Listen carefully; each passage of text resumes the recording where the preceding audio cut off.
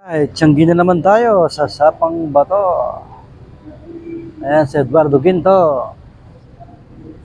Magkape na kayo. Alright. Naglalatag pa yung iba. Naglalatag pa yung ibang mga kasama namin. So yun mga ka-siblings, no? Samantalayin ko lang habang wala pa ganun namimili, no?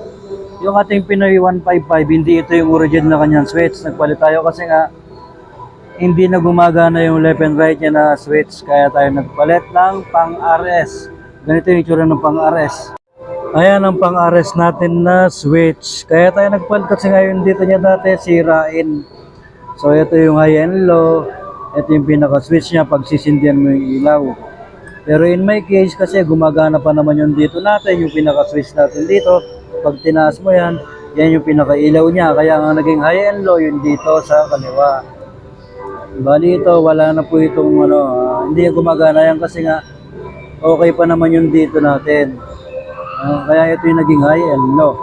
Ito yung dati nating switch, kaya tayo nagpalit kasi nga sirain yun. Pag nababad ng ulan, wala na. So yun na nga mga ka-siblings, no? Kaya tayo nagpalit ng switch kasi yung dati nating switch ay sirain. Actually, maganda naman yung mga dating switch. Kaso ang problema nga lang, pagka umuulan at nababasa, tapos biglang araw, naglulus na agad yung pinaka-switch niya. Kaya tayo nagpalit ng switch na pang RS. Diba? Sana may natutunan kayo dahil napaka-importante na meron tayong signal light left and right. So yun mga ka-siblings, kung nagbabala kayo na magpalit ng switch din, pwede naman yun.